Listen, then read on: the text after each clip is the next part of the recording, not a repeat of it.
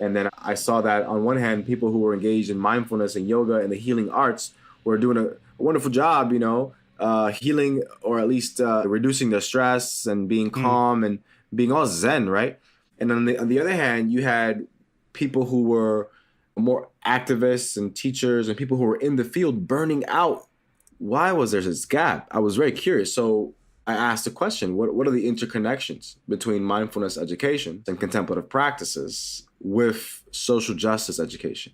And through research, what it became more clear to me is that there was so much pain and trauma from the legacies of so many different systems, not just racism, but also sexism and other types of inequality, Mm. that we had to contend with trauma. We had to contend with healing, but not like a cheap sense of healing of, oh, we're gonna just get a kumbaya type of approach, but like a deep, profound development of a right relationship with ourselves, with each other, and most importantly, with Mother Nature. I'm Ranjor, and this is Remake, a podcast about design, systems, and society. In each episode, I talk to someone who's trying to change our lives for the better in some meaningful way, whether through a new product, new venture, or a new way of looking at the world. And I try to understand how they came to it, what makes them tick, and what we can learn from them. Today I'm talking to Dr. Angel Acosta. For the last decade, Angel has worked to bridge the fields of leadership, social justice, education, and mindfulness. He completed his doctorate at Teachers College, Columbia University. After he participated in the Mind and Life Institute's Academy for Contemplative Leadership, Angel began consulting and developing learning experiences that weave leadership development with conversations about inequality and healing, including as part of the 400 Years of Inequality Project. Angel continues to consult for organizations like the New York City Department of Education, UNICEF, Columbia University, and others.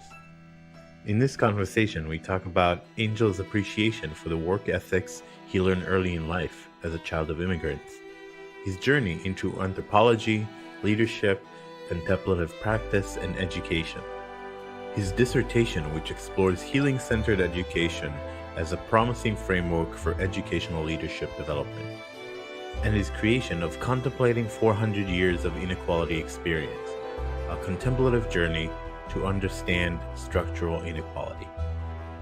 We also touch on the relevance and responsibility of system designers in addressing issues of inequality that they help create. So let's jump right in with Dr. Angel Acosta.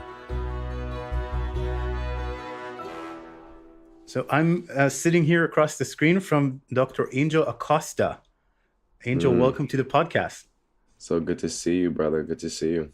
And so before I kind of dive into your story, I wanted to see how you're doing with all the chaos right now that's going on. I think in New York, maybe not even as bad as some other parts of the country, but there's the politics is crazy right now. So where are you with the world right now? Yeah. I'm in the world. I'm with the world. That's no choice. I'm here. I recognize that we're living in very unique times. To be alive right now is to have a front row seat in the kind of wagon of history.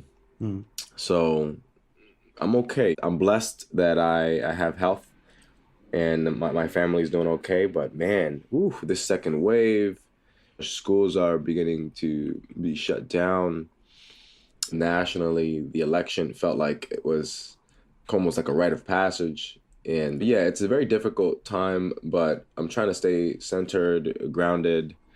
And of course, now that the holidays are coming up, I won't be able to spend close time being close with family. So it's a tough time, but I think we're going to get through it. We got to just be patient and stay grounded. Yeah.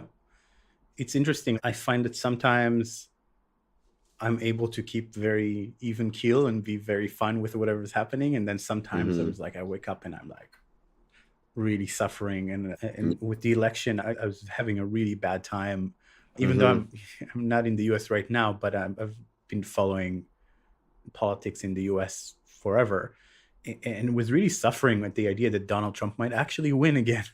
And had to do some meditation and a reality check, right? Like, why am I suffering so much at the mere thought that the world could be unjust in this way. Yeah, And I had to yeah, remind myself that the world has always been unjust, and it's as just as we make it, but it's not, it's, even if he wins, it's not the end of the road. And if he loses, it's not like everything is solved. How do you yeah. feel It can about be the different. elections? What's the, Yeah, obviously, for many people, him being reelected would have been the thing that they would have desired. I knew going into that week, going into this season, that it was going to be a really intense time period. So I wasn't as attached to the process. I wasn't reloading my screen just to see the electoral college votes every 2, 3 hours on the day of or the day after. I wasn't even talking to a lot of people about it. I was just flowing with my day and periodically just responding to my environment, right? It was seeped every single corner of your reality. My wife was responding. mm, My mom was telling me. My people were texting me. So I was getting updates through people. right? And I was like, okay. And of course, even when it was getting a little awkward and you could see how like the middle of the country was still very strongly supporting uh, the sitting president. But again, when you look at the history of the Tea Party, when you look at the history of what's happened over the last more than 15 years in this country, it's not surprising. And you don't even have to critique in terms of people being delusional. You almost got to reframe it slightly in terms of people being Mm, so desperate, grasping for a way to make sense of reality that justifies their maybe on the one hand worldview, but also economic realities. I think there is this deep misplaced sentiment that the American opportunity is only accessed by a bullish, brutish, arrogant, and opportunist approach mm. to resource distribution and policymaking. But again, I'm going to take my time and I'm going to do my best to be able to talk across those differences and be as clear as I can and not stress myself out too much. Yeah. This sounds healthier than my approach. I was definitely refreshing every few seconds. I had my moments. I had my moments where I was doing the same, but it was more paced. It was more paced. Interesting.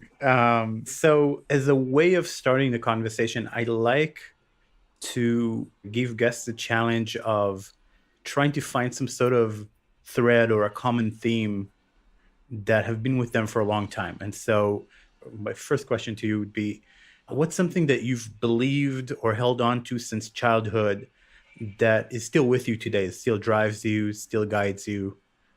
Yeah, it's hard, but it's not too hard. Hard work. Even as a child, my parents, they worked in restaurants, and because of the inability to get childcare, I would go to the restaurants Mm. and be in the back. So I would be 6, 8 years old, just in the back playing with toys, waiting to with my sister to just be cared for. And they, so my mom would come back there and just make sure we were okay. And that was, we were young. But once I started hitting 10, 12, I started doing dishes. I started breaking Mm. boxes. 14, started serving people. At 15, I started managing the cash register. At 6, so right up until my 20s, I've been working since I was a very young person. Wow. And at the time, it was annoying. It was incredibly annoying. I would have rather stayed home watching cartoons, Yeah. especially on Saturday mornings. But it just instilled this incredible work ethic that I now appreciate. At the time, I was like, why? This is my Saturday. Yeah. But I think now I'm just able to, not that kind of dysfunctional work where you're just kind of numbingly just taking on more and more and just pushing through arduous labor. But I can really sit with the discomfort that comes with a difficult project. Like I just finished my doctorate. So Yeah. that was like a 5-year marathon. And psychologically, I mean, you got to really be able to sit with discomfort, especially in a school like Columbia University, Teachers College. They're pushing you to, they're trying to really make you think. And so I appreciate the high work ethic Yeah. that I was able to develop.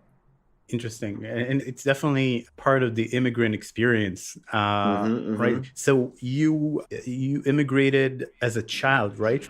Yeah, so it's a little slightly complex. My mother moved the family from Dominican Republic, but I was actually born in Puerto Rico. My mom was working there at the time. But yeah, I was born in Puerto Rico. My mom and I were there living alone with just some extended family. And then the rest of my family, I have five siblings. Think about this little 4'8" woman just moving the entire family to New York with my dad, who was in DR at the time. So yes, we moved from the islands to Nueva York in the 80s, and very typical Dominican story of the 80s. And living in Inwood, Washington Heights in New York City, and had a beautiful childhood. Even though we struggled, I just learned so much how to be human. Yeah, I actually lived in Washington Heights for a couple of years. So you know, I know it's a very fun, lively place. So I want to take that work ethic and that you were endowed with from a young age, and see what was the next step. Where did you take it? Yeah. In terms of next step, even though I had a good work ethic, it didn't mean it didn't really mean that I wanted to work. And my high school experience was a bit of a roller coaster. We had lived in different neighborhoods throughout our upbringing. So I went to 5 different schools in about 2 boroughs. So the experience with school was a little disorienting in the sense that I was moving around and changing ecosystems and environments and being uprooted. So the downside is that my relationship to school was fraught a little bit. I just didn't like school as much. It represented a lot of managing relationships and ending of relationships, and learning new teachers with different styles.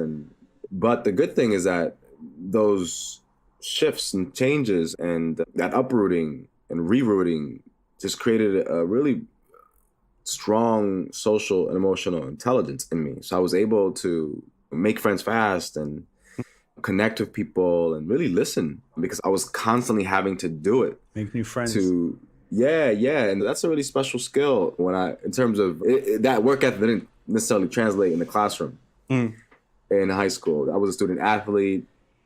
I played basketball and baseball, and I gradually got it together with my academics. I had a very good memory, so that kind of saved me. And then it wasn't until later on in my high school experience that I got it together and was like, you know what, I'm really going to apply myself and trying to go to college.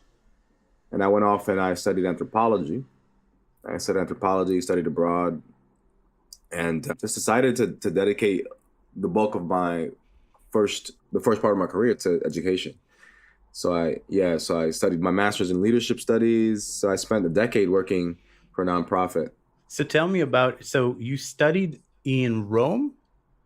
Yeah. How'd you get to Rome? Yeah. I love Rome, by the way. Yeah. Oh my God, such a beautiful country, such a beautiful city, such a beautiful country, such a beautiful culture. So in my studies in anthropology, I studied abroad a couple times, and one of my studies abroad was in the Czech Republic, and part of a study abroad program there, and just learned so much about Prague, Czech culture, post-communist politics in Europe, and that program, they just kept in touch with me and were really impressed. And years later, when I was a professional, they reached out and they were like, do you want to work in Rome? So I actually worked in Rome. I managed and directed a study abroad program. I was a director of the program for many summers. Fun. We lived in Campo di Fiori in Rome, and we invited 30 students from all over the world to study leadership. And so I did spend time in Rome. So I've had many different jobs and opportunities to express those professional skills since college. Cool. And anthropology is a really specific, really interesting selection. I'm super fascinated with anthropology. I'm doing a master's in religious studies that has a lot of anthropology as part of it. Of course. And I've always been attracted to it. What made you go there? How did you get started down that path? Yeah, there may be a connection there between my love for people and my early struggles and adaptation to different social systems and anthropology. I remember being in my first anthro class and just being blown away. In fact, here's a coincidence. The reason I fell in love with anthropology was because I took an anthro course on Israel. Huh. It was called Israel, Culture and Society. And I was blown away Really? by the complexity of Israeli culture, Sephardic Jews, Ashkenazi, the complexity of the Palestinian state, the Knesset, the evolution and the relationship of Israel to the world. Ooh, so complex. You might think about Israel and you might have these divided cultures, but in fact, there's so much nuance. And my professor did a great job at really breaking all that down in a way that was not just digestible, but that you would lean in and want to know more of not just that society, but what's happening elsewhere under the rug. Right. Yeah, that's fascinating. I at some point tried to diagram the Israeli-Palestinian conflict to help people explain. And I essentially gave up after just 50 different branches of different influences. And why is it so hard to unpack and solve? So you had this course on Israel. Interesting connection. I guess it's like just very different people in the world, very different situations, countries, societies, rules of engagement. People's perceptions, people's ways of being. So I immediately after that class, I declared my major, took a couple other classes. I learned more about political anthropology, learned more about biological anthropology, learning about the human species as a whole. Did forensic anthropology, looking at bones and, getting all into like crime scenes and stuff. And so then my strength was in cultural anthropology. And I went and studied abroad in Senegal, in West Africa, and studied for 5 weeks, kind of groups that were remote in the southern regions of the Kédougou. And we would go, and these are communities that have been there for thousands of years, not too touched by civilization. They have running water. They didn't have electricity, but they were sustainable. They were living atop mountains and surviving and thriving with their own animistic religious traditions, untouched by Christendom and Islamic kind of traditions. So I just got a chance to see just how human communities could thrive and survive with such integrity, such humility, and a deep appreciation for just human culture. That transformed. I look back at that time and I'm just like, wow. I was daring. I was 18. Yeah, wow. 4,000 miles away from home. That's young. Interesting. So that must be like a complete shock to the system in terms of, I was much older before I encountered people who were very different from me. Yeah. And it can be a liberating experience. It can be because you suddenly realize things don't have to be the way they are. It's an interesting transition from anthropology to then leadership and then education. And so how did that journey take place? Yeah, so through anthropology, as with the religious studies, you just got a deeper appreciation for people's customs, beliefs. And then I think the market crash in 2008, when I was graduating with my 4-year degree in anthropology, and I was a bit concerned about the job market. So I decided to stay in school. I decided to stay in school for just one more year or a year and a half. And my school had offered me a scholarship to study a master's in leadership. And I was like, yeah, why don't I do this? I was already a leader on campus, so I figured I had some practice, so it would be good to study some theory, organizational leadership and different. So I had an amazing time learning about how organizations function, how different types of leadership, and how to analyze and assess those types and recognize them in the field. And so I have a blast now using some of that insight when I go into an organization and I just can see the dynamics based on the flow of power, based on the concentration of power. So that was the reason why I jumped into leadership. And when I finished that, an organization that I used to participate in as a youth, College for Every Student, They were interested in me being a program director. So I ended up working with them for almost a decade, traveling around the country, helping low-income students and their teachers prepare them for college. Cool. And for leadership. Cool. So there's actually a decade between the masters and then coming back to there's about, because I was working and in the doctorate, so there's about a 6-year gap. And then I enter the doctorate while I'm working, and I just kept working while I was going to school at night to get the doctorate in education. Here's that work ethic again. I know, right? You. Yeah. Right. So, not to skip over these 6 years, they sound like they probably were very formative. Did you learn anything from these years of helping students? Because I know that you then moved into education and studying that. What are the major obstacles? If you're in this battle to help more people find opportunity in education, what's the monster that you're trying to defeat, or is there more than one monster, or what did you learn about the system and the way it works? First of all, what's important to understand is that public education in the United States is one of the most important systems in our culture and society, and that it's one of the most generous. So, because sometimes people just jump right into critique. And in fact, you have me here, you've invited me to be part of this conversation. Guess what? Guess who's a product of public education? Yeah. Me. I have been taught, my mind has been molded by incredible teachers from the public school system, both in high school of K through 12 and in undergrad, my Plattsburgh State University, SUNY Plattsburgh. So it's important to understand that public schools it's a vital organ to our society.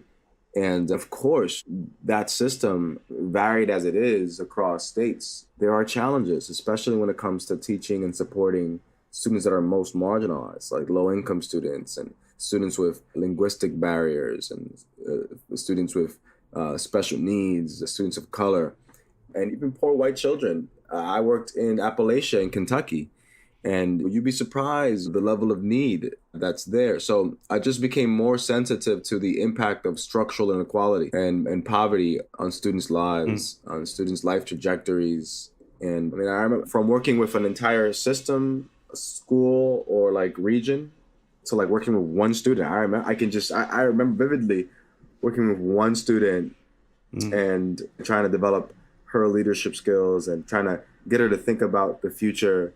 But again, remember, students that I was working with didn't have an example of somebody who had gone to college. So when I would talk to her about some of these processes, she'd be like, I just don't see myself. I just don't see myself. You can't project yourself into this. There is no model for it. But the beautiful thing is that I just kept showing up and kept being gentle and kept supporting her and supporting a cluster of students in the school and the region. And I remember 3 years later, I touched base with her really quick, and she's like, "Oh yeah, all my college applications are in." And I was like, but the way she was saying it too was like she was alive. She was just like, I'm excited about this update. And I just looked at her. I didn't say, "Oh, you remember that? Remember when you were a little stuck?" But I was just smiled. Yeah. Long story short, our students need support as much as possible. Financial, but a lot of it is social emotional. A lot of it is just the patience and the nurturance to just have that one-on-one relationship with somebody who really cares for you and who has resources to put you on a particular path. Because a lot of us are busy these days. We don't really have time for mentoring. We don't really have time to lift each other up. Yeah, it's interesting. We did some projects in education funding and support through some clients that we were building apps to help find support for school, find sources of funding. And again, it was a lot about the message of yes, you can, essentially, and yes, this is for you, and this is something that you could do. And over that, and over also just personal experience from outside of work, I feel like sometimes it's about it's about if you think about the world as networks, it's about somehow the information not flowing in, the opportunity not flowing in through the network. There's some gap in the network. There's some break. And what you were doing is create connections where there were no connections, essentially. If you think like in a brain, with the neuroscience of the brain, like you want these tentacles to reach everywhere. Yeah, and it's a nuanced conversation, right? Because on the one hand, it's a matter of expanding the network of some of these communities and these students, but also the fact that these students are already networked. For example, I was one of those students who was first generation to go to college and who didn't have the network, but I had a huge family. I was networked. I had values. I had social capital. I had navigational capital. I had linguistic capital. The fact that I was able to pick up Italian and French easily was because I grew up speaking Spanish and English. So it's not that these students or these communities are unable to incredibly engage in deep learning and brilliance and expressing their genius. Is that the opportunities and the doors oftentimes are not open in the right direction. So it is about a flow of information, as you said. It is about almost like the brain, like lighting different regions of it and activating different parts of it. Yeah. But yeah, indeed. Because we have genius in our brains in many different areas of the brain. And but if they can talk to each other, then we can flourish.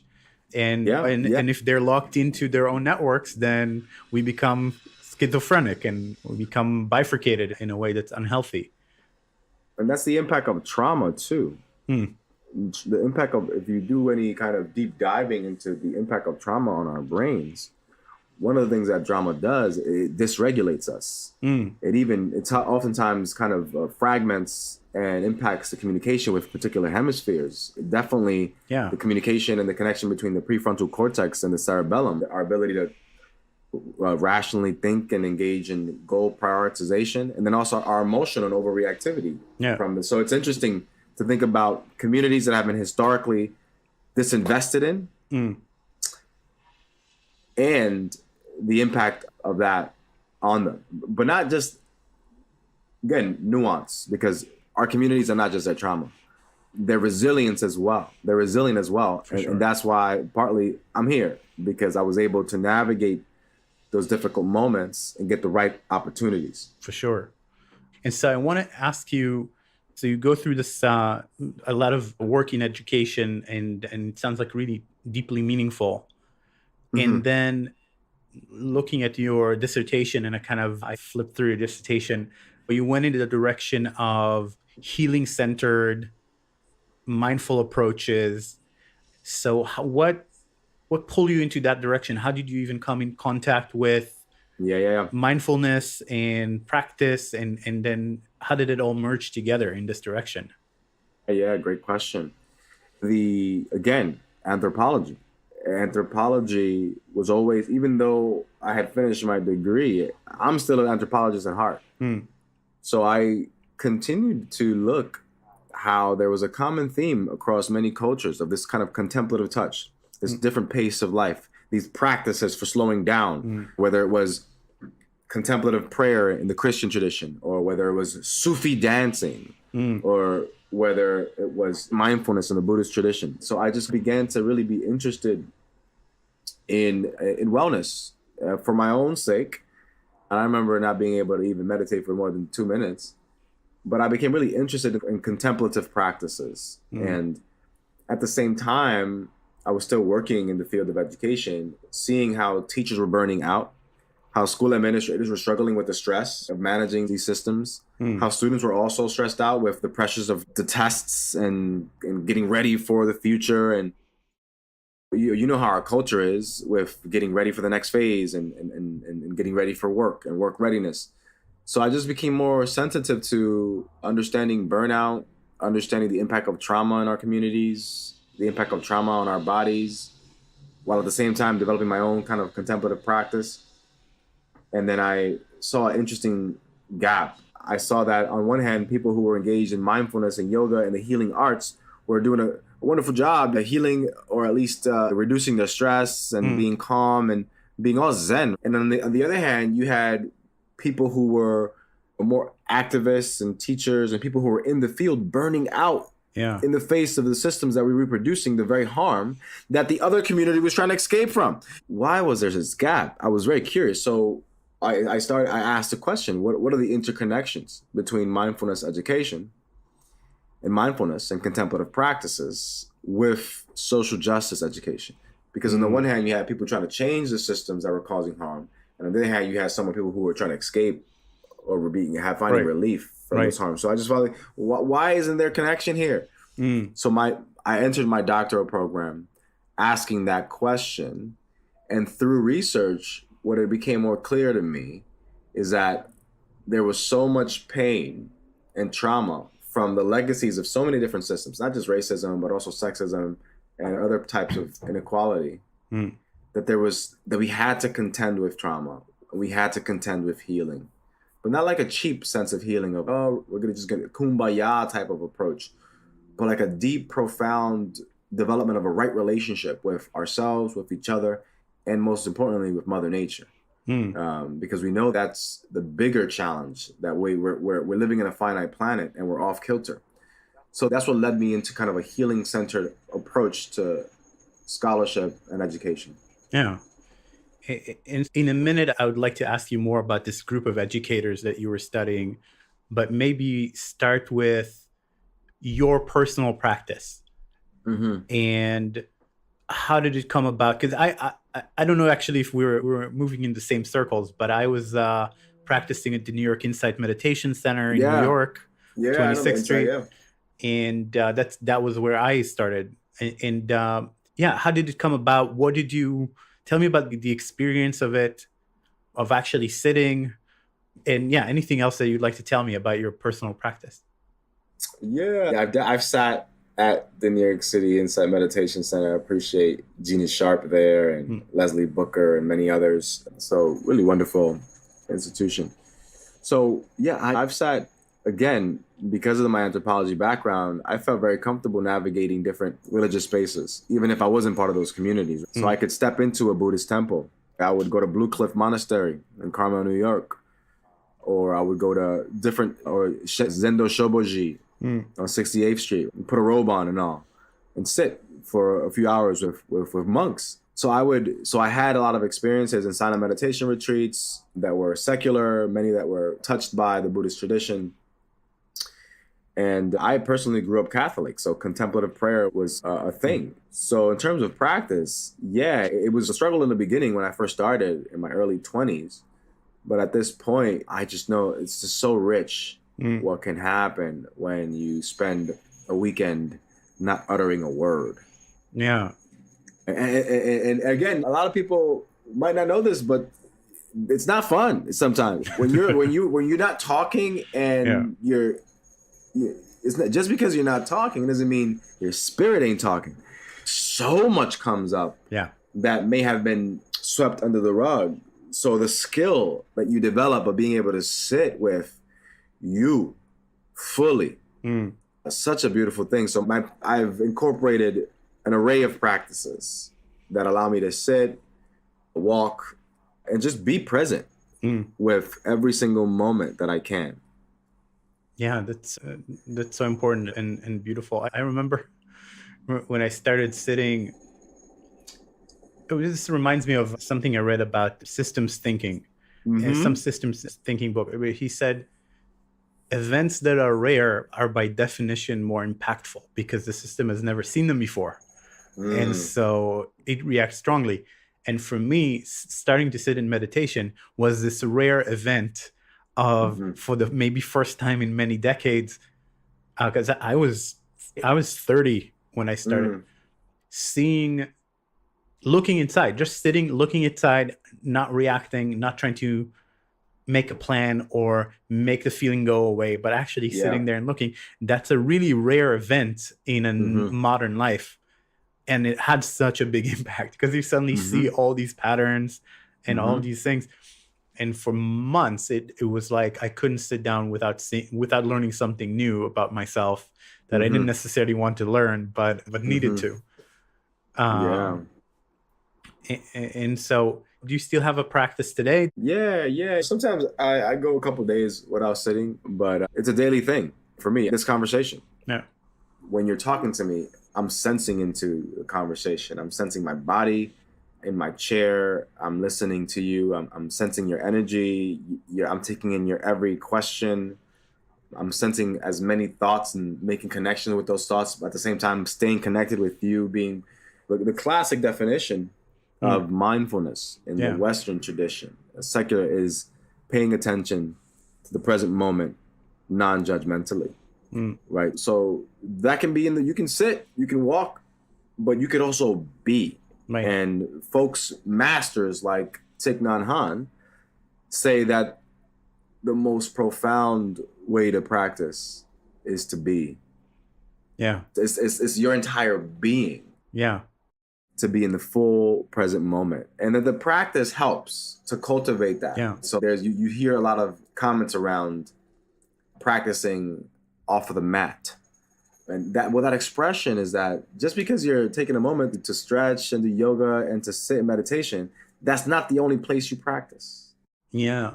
Yeah. So the connection to education and racial justice or racial literacy, I think you called it, is an interesting and important one. So tell me about this research and tell me about this group of educators that you were following. Yeah. So part of the initial question was social justice education and social justice practice and practices. And that encompasses, right, activism in the street. That encompasses teaching students about the structures that reinforce inequality and the pedagogy involved with that. Addressing issues of racism and issues of race and having difficult conversations around race is very much part of that tradition. So I felt really comfortable facilitating difficult conversations around race, around difference in general, but I felt a really strong kind of skill set there. So I decided to narrow my research on looking at healing in the context of racialized inequalities. So if you look at my research, I focus pretty much on how do we get people to develop the language to analyze and interpret and talk about these difficult layers about that concern institutional, ideological, interpersonal, and individual ways in which racism unfolds. So imagine a teacher developing what's called racial literacy, coming out of Lonnie Grenier's work. She's an astounding legal scholar. She was the one that coined the term racial literacy. But just like we have emotional and social intelligence and kind of almost like emotional literacies in a sense, we can have racial literacy and be able to have the skill set to have these conversations. That's what the scholars are pointing to.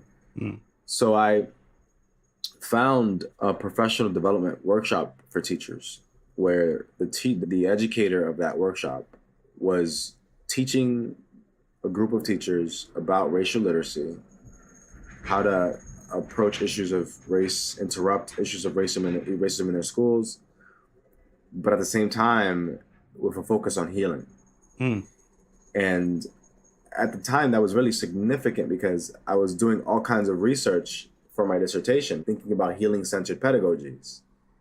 And as I moved into my actual research study, I thought that would have been a great site to see, okay, when people say healing-centered or healing, what are they talking about? What does it mean?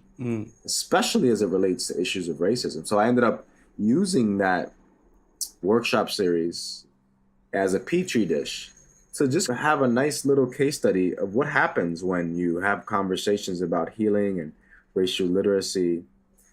So about 28 teachers from all over New York City within the local school district participated in a 6-month-long workshop series. And I did focus groups, interviews, I participated in them, took all kinds of notes.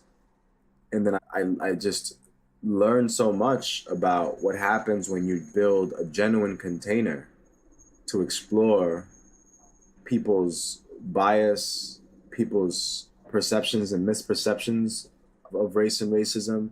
On the one hand, folks who are more impacted by race and racism and how they have felt and how they carry it in their body. And on the other hand, how other folks who may not have been impacted and seeing them respond, building their empathy, and then also identifying where they themselves may have experienced trauma in different dimensions of their being. And that's the juicy part. Yeah. Because what the findings point to is that the more we create containers where there are genuine opportunities to engage, which includes conflict, and you situate the theme of healing, what ended up happening, what happened at the end is that almost everybody in that cohort felt like they had more healing work to do. And that was very simple, but very profound, that people left saying, damn, I have to do more healing work. And many of them continuing on to find therapy, find support systems, developing practices, mindfulness practices, going off and getting yoga certification.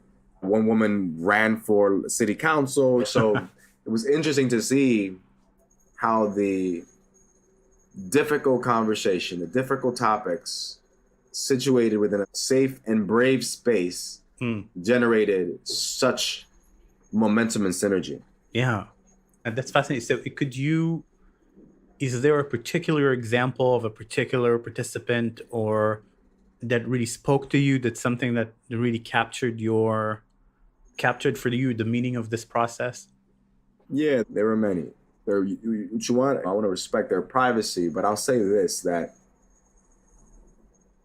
when you look at the ecosystem and ecosystem right now, especially since the summer was really intense when it came to issues of race and racism. Rest in peace, Breonna Taylor, George Floyd, Tony McDade, Elijah McClain. I could keep naming the names. Yeah. So you had this, over the summer, you had this explosion of almost like a moral awakening and an uprising, really, of folks who we're tired. Stop killing us. Stop it.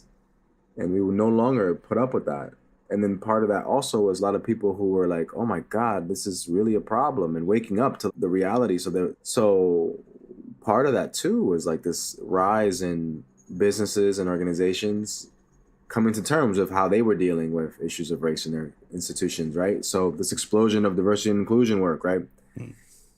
Hopefully the work won't be done in vain and will continue for the long haul. And what you want to understand is a lot of people are carrying a lot of pain, intergenerational trauma. And for example, we had Black women in the circle who, for the first time in a professional setting, were able to articulate their pain of what it means to be overlooked, what it means to be labeled as aggressive and over assertive, and to talk about the tropes and the stereotypes that they were experiencing at work. And then also to see other teachers talk about their passion for their students and like the ways in which their students were suffering. So it was almost in the tradition of restorative circles in indigenous communities where people can step in and really share. So in terms of a case, there were so many, but what I can say is this, is that when you create a space like that with the kind of educator too, so you want to understand that the educator herself had unique skills and engaged in particular practices, right? This is a formal professional development workshop, and the way she began was, what's alive for you right now? What's coming up for you right now? Let's write for 10 minutes about what's in your heart. So it wasn't like, oh, we're going in, talk about metrics and frameworks and research. It was like, who are you? How are you? And so there was this combination of rigorous instruction with such a human touch. Yeah. So there was this interesting, so what my findings was that even though the educator had laid out this experience that allowed teachers to have these deep conversations, develop an expertise around how to identify, address, and transform issues of race and racism in their schools, but that there was an inner logic there was on a, like if you really look at it on a quantum level, there were these things that were happening. And what was happening is it was that this teacher was teaching them how to do this 1-2 punch. On the one hand, address issues of racism and developing critical thinking and critical consciousness around how complex a system is and how it's embedded in our bodies and in the communities in which they're teaching. But also that the healing piece was inviting them to engage in more self-care, was engage in more self-understanding and the ways in which they may be carrying a pain. So this 1-2 punch of engaging in critical thought and critical consciousness and the racial literacy development, while at the same time engaging in healing and self-care, created a mechanism, what I ended up calling a healing praxis, that created the conditions for these teachers to go back into their classrooms, back into their schools with a little more resilience. And these included, I think there's some element of actual meditation. Yeah. What other practices can you tell me about? The teachers meditated together. The teachers did like restorative circles. So they were literally getting a circle and have a conversation around like difficult matters. And I remember being in those circles and tension coming up and just staying in the circle and trusting that we would get through it together. Deep reflection and meditative journaling around what was distracting. Because you show up as a learner, right? You show up, but you still have your child in your mind. You still have the week in your mind. So doing deep meditative journaling, watching and reading really powerful texts on these issues that really provoked thoughts around not just deeper understanding of, again, race and racism, but self-love. You'd be surprised how hard teachers are working. That another common theme was this forgetting of the self, but not in a positive way. There's this practice, right? There's a metta practice in Buddhism, which starts with love for the self and then expands. And it was actually very influential on me in the context of race, because I was sitting there at the Inside Meditation Center and we were doing metta practice and wishing well essentially to everyone. And I left that session and I suddenly saw everyone around me for the first time, maybe probably since I came to New York. And I saw white and black people, and I saw people who were different from me, and I saw them, something shifted. I saw them as feeling people that I could fully empathize with. And in New York, you block it off because there's so many people that you're like, oh. And that actually, I think, started a process where I got curious about people who are not me and not my immediate surrounding. And I think so subtle. It's such a subtle little thing, but it can make such a big difference. And so I can definitely see that. Is there anything else in that group that kind of grabs you, that you kind of want to share as a particular incident, a particular story? Yeah, I'll just say quickly that when you left that meditation hall and you felt really connected, leading research on the impact of mindfulness on the brain and the body point to this. Sometimes there's this feeling of interconnection, not just with the people around you, with the entire world. Right. This sense of, so that happens a lot with enough practice and the right kind of setting. You can experience profound interconnection with everything around you. And so that's why it's a really powerful time to think about these things, because right now when we're most polarized, right now when we're most disconnected with nature, we need to reconnect. And so there's this interesting drive for developing practices of interconnections, the science of interconnection. So I just wanted to name that. In terms of the group, what you want to understand, again, my study was a case study. I can't really make generalizable claims because the sample size was small. But what I can say is that, one, creating space to actually explore conflict and cultural fault lines, crucial. So it's not like healing work is skipping down the road. It's not all feel good. Yeah. Kumbaya. Yeah. Yeah. Two, creating space to air and articulate racial trauma and racialized trauma. So this is how I feel Yeah. about in public, together and hearing, because what usually happens is that's not aired, both from the person who's experiencing and for those who might not even experience it, just to hear it and to articulate their own pain around other issues related to teaching in these contexts. And then three, this what I called potentiate. Potentiate really meaning activating. So what the space did was potentiate healing journeys. As I said in the beginning, that it so many across so many of the interviews, the same thing came up. I had never thought about healing in this way before.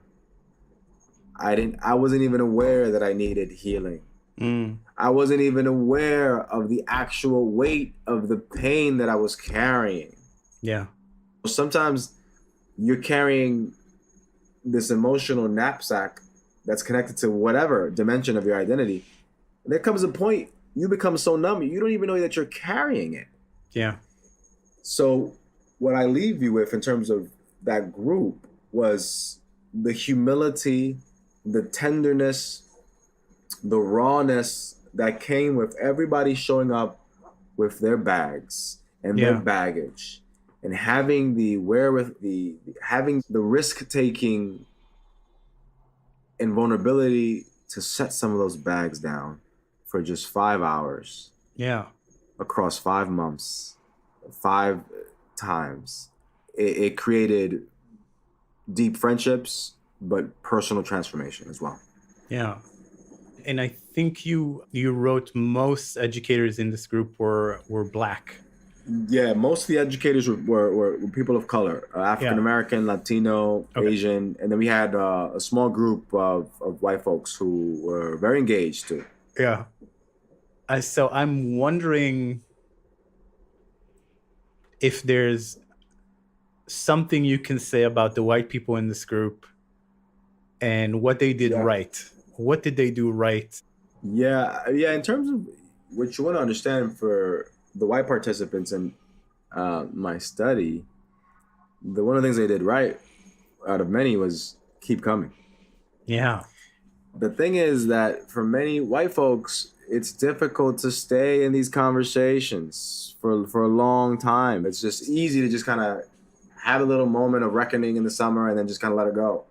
But to sit with and stay in these conversations consistently in community, it takes a particular type of stamina. And people like Resmaa Menakem and Reverend Angel Kyoto Williams, they talk about this social conditioning, you got to train for this. So for many people of color, their training has been their life, being part of systems that have reproduced white supremacy and has subjected them to all kinds of different lived experiences. But again, what ended up happening for white participants is that they got a chance to get almost a deeper view of the contours of the wounds of their colleagues. You see, this deeper understanding of not just this feels bad or this feels discriminating, but just hearing a little deeper in terms of how those traumas and wounds really impacted their colleagues. Yeah. So a couple of things happened there. One, empathy. There was a greater sense of empathy that was cultivated. Two, there was deeper connection between people. So like they cared more for each other. And then three, I think what I saw in the white participants is that they began to tap into their own intergenerational trauma. And feel into how, damn, they're talking about this particular experience in this particular way.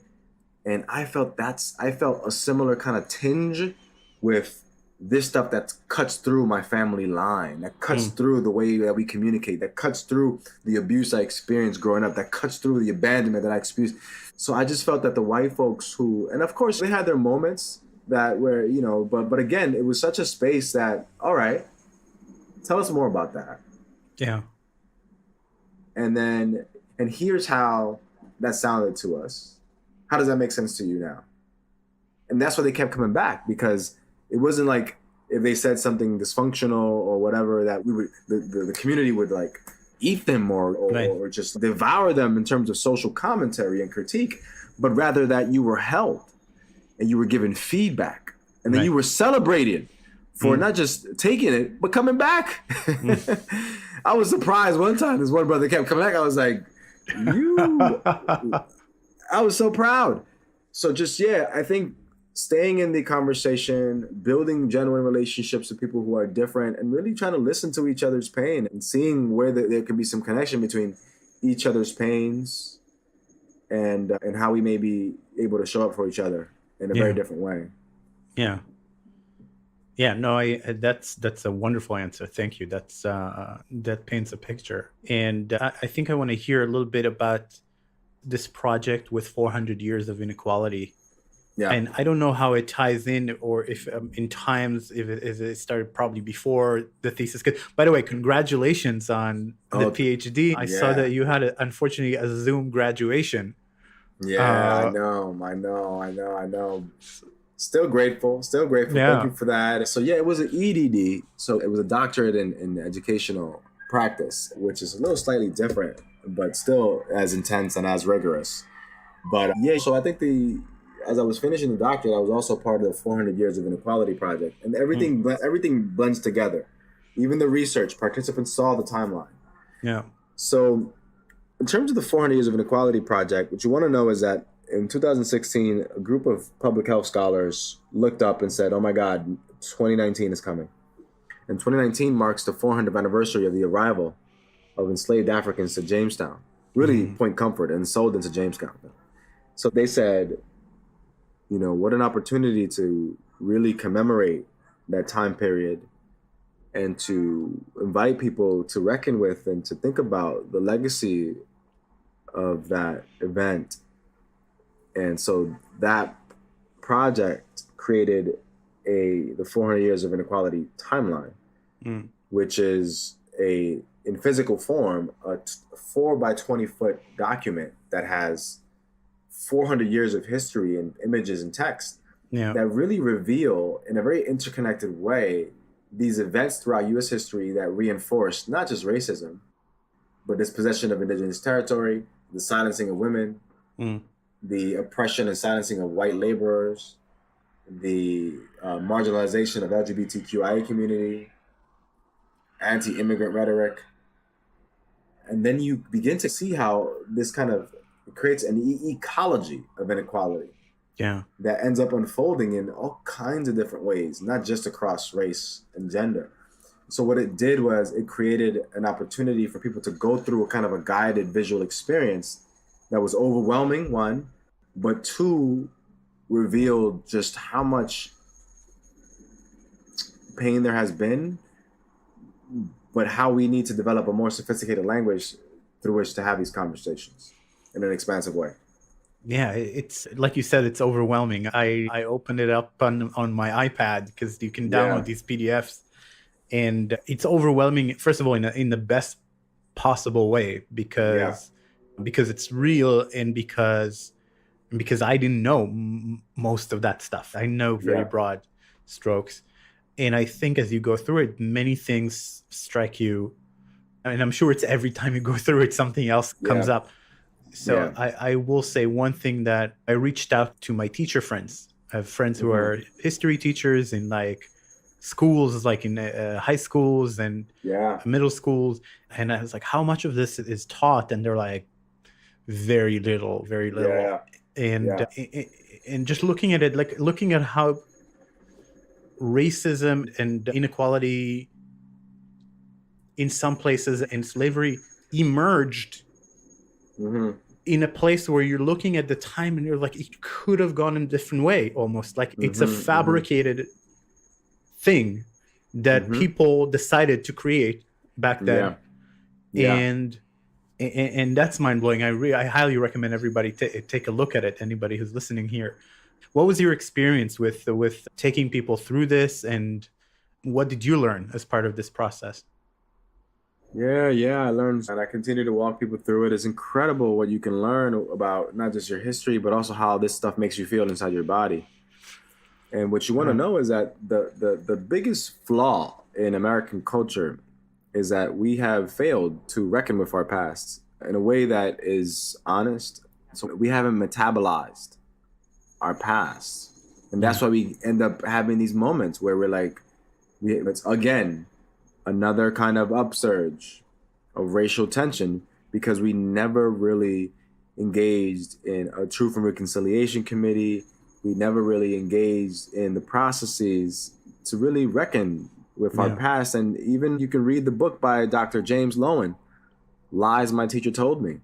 Most of the textbooks in our schools gloss over some of the events that really had a cataclysmic impact on our culture. So then you grow up and you obviously would have a polarized moment in the election where people have skewed perspective because the very history that was being taught in the very schools those folks attended, frame it as though America was just a city on a hill that is all good and is conferring of all kinds of opportunity. That is true, and I have benefited greatly from the bounty of this beautiful country. But let's not get it twisted. There is some dysfunction here, and the failure to acknowledge that is what reproduces a negative feedback loop. Where every generation, we will be called to. So that's why I want to do my work and contribute to the process of increasing our awareness. My awareness has increased, and it's as someone who came into America and now is also able to observe from the sideline because I'm back in Israel now. But America is it's a maddening place in terms of like you can't make any statements about America because the opposite is always also true. We're huge. We're huge. It's a country of 400 years of inequality, but it's also the country of the people who created the timeline about 400 years of inequality and are trying to contend with it. And it's everything is a clash of opposites, and out of it, the culture emerges. But I find this is one of the more striking ways I can see of dealing with it today, is taking people through this journey. And so have you seen any reactions that are worth mentioning or?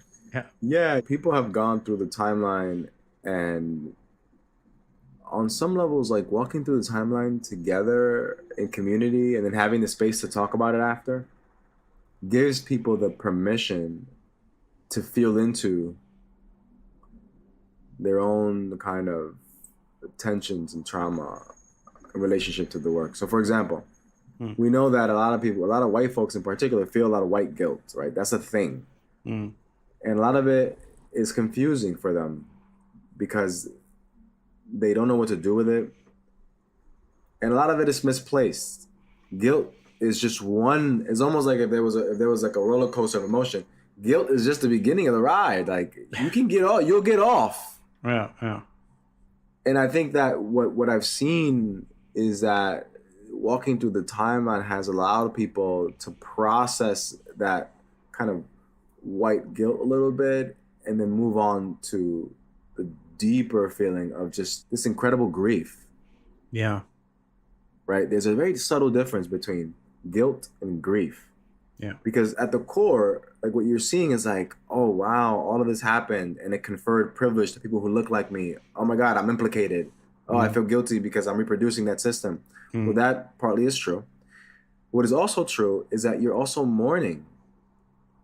You're grieving that other human beings were treated in such a way. And many of them were killed and their labor was extracted and they continue, and the system continued to be in place. So what I think the spaces what they have created is an opportunity to deepen the feeling, because what happens is that the white fragility and the white guilt comes up, and that's it. They don't want to go any further. But they miss out on the opportunity because that's just the first wave. Right. The breakthrough is coming if you stay in there, in community. And then for folks of color, I think that it's provided an opportunity, sometimes in an unfortunate way, to relive a little bit of the trauma because it's so there, concentrated. But then also to see the resilience and the resistance and to tap into that intergenerational resiliency that cuts through generations. And that's why my energy is always high when it comes to this stuff, because yes, our country has its flaws, but we have some beautiful people who have contributed incredibly. And that's the thing that the next generation will have to do in the next decades, is we're going to have to develop a lexicon and a way of talking about ourselves in a way that is honest and that is grounded and that is real and that still preserves the best of who we are, while at the same time acknowledging the shadow. We don't always have to be like, oh, we're great and we're going to pull ourselves by the bootstrap and we're going to be the beacon of hope. Okay, we can also have more leveled and real and grounded conversation. In Europe and in Israel, you have a little older history, so you all are a little bit more direct and a little bit more real sometimes with dealing with certain conditions. Yeah, though that's I would say we're struggling with. Israel has its own things that it's not contending with, and a lot of trauma. So I actually wanted to write a book at some point about Israel as like PTSD nation, because, and I think these topics are very relevant here, but it's a nation of people that started from persecution and Holocaust, and then was forged in a series of wars. That's essentially on the day that the nation was created, it was attacked by 5 armies. And then terrorism. And that's, of course, just one side of the story. But it is there. And what's happening is, if you look at how the political instincts of everyone in Israel, of most people in Israel, they're instincts based on trauma. They're instincts based on survival mode, black and white morality, extreme views, because of the trauma. And I really believe if there was like a national mandatory trauma treatment as part of school, you suddenly see like a completely different politics, because it's not that people. And so I guess I wonder, what's your view on the role of trauma as a kind of hopeful? Is there a path? Is there a hopeful path? And then I have one other question that I'll open up. But do you see anything? Do you see any major scale kind of movement towards healing? Any chance that this could be a lasting? What is starting right now could be a lasting process that takes us to a better place. I'm a realist. While there is progress, there's also regress. And again, suffering is something that we're going to be contending with for the rest of our human existence. It's part of the human condition. But I think that there is a field afoot of collective trauma processing and collective healing. There's a colleague of mine who's in Israel, Thomas Hubel, thinking about collective trauma and collective healing. And so right now there is this wave, and you'll see it more and more, of having group and collective processes and containers to process trauma together. Primarily because many of the healthcare systems around the world, especially in the U.S., are just not many people can afford $200 to speak to an individual psychologist for an hour. Sure. And then you need 10 sessions to really get comfortable, to get to the heart of the matter. So that's who has the capital for that. So that doing it in groups and doing it intentionally to process trauma that sometimes is shared.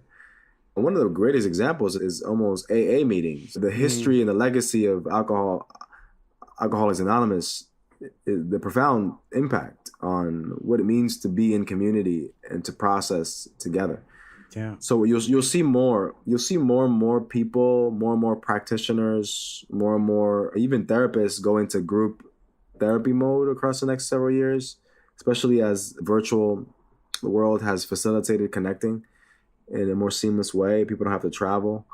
And I think there may be some openings for, on the one hand, large swaths of populations, whether it be entire countries or communities, to develop a more sensitive approach to their own pain and have more language to speak it. Because the thing at the core is that a lot of us don't have the language to articulate the pain.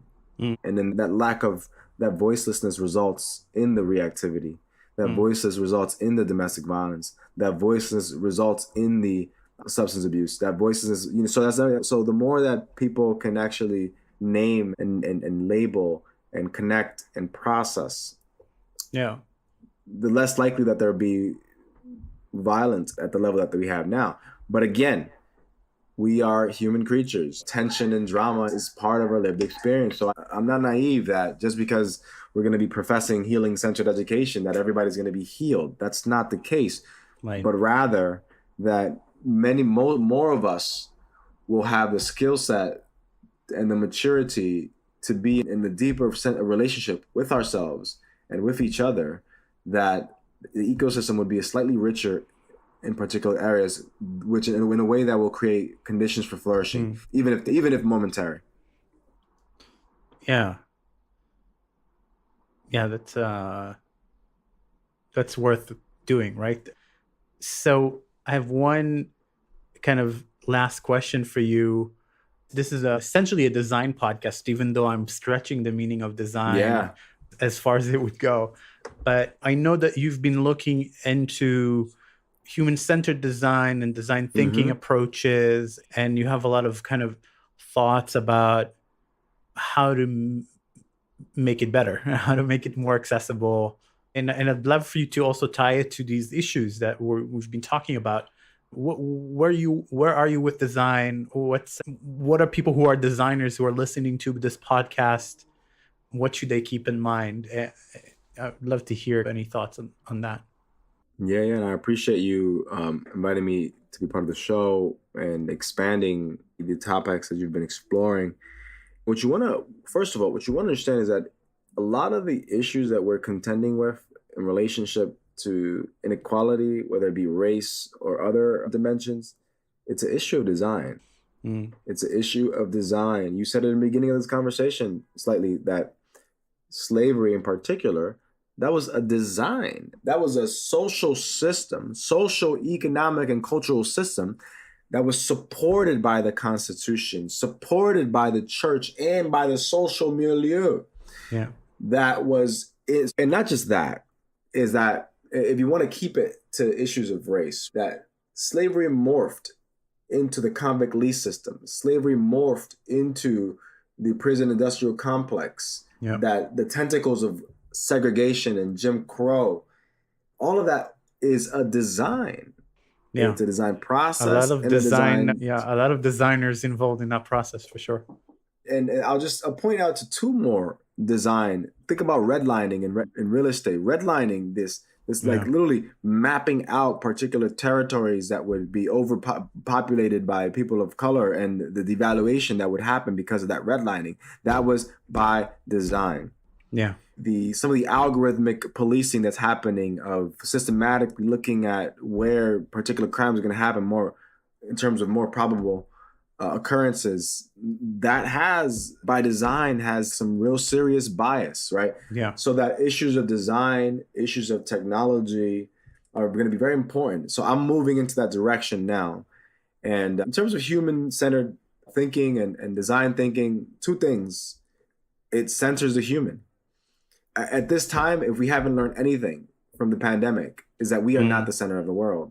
And any kind of principles and practices that continue to center us will continue to create the conditions through which we'll continuously be surprised when the natural world reminds us that you are not the center. Yeah. So in a big kind of metaphorical way, I struggle with human-centered design, but I think it's important, right? It's really important. And then in terms of design thinking, you can look at Creation Reaction Lab. They have a wonderful webinar series talking about how design thinking actually reinforces white supremacy. So I won't go into details, but you all can check that out. But what we want to know is that traditional design thinking and even human-centered design comes out of a particular demographic. Yeah.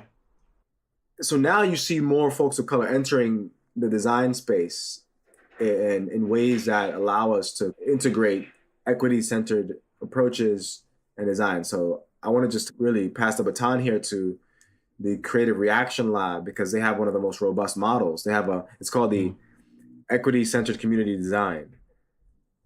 And it's really thinking about the community in which the work is embedded in, whether it's a technology or a process, thinking about how to get community impact, because a lot of times we're designing for tools that others will be using.